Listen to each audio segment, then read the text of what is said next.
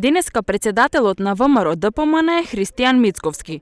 Беше во посета на Струмица и населеното место Банско, каде во рамките на неодамна започнатата теренска акција која ја спроведуваат, уствари средба со земјоделците и жителите на село Банско, нагласувајќи што е тоа што може да се очекува од опозицијската партија доколку се случи промена на власта.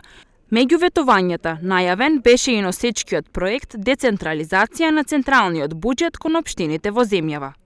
Во ова предкампања или во ова така наречена теренска акција, важно е од тебе зависат промените. Сакаме да упатиме порака дека во промената треба да земе учество секој граѓанин.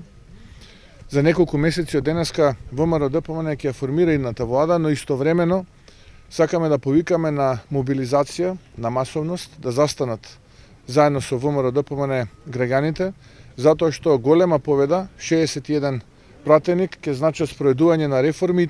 За Струмица, Мицковски истакна дека во план се 26 милиони евра, средства кои го надменуваат општинскиот буџет со цел остварување на неколку проекти.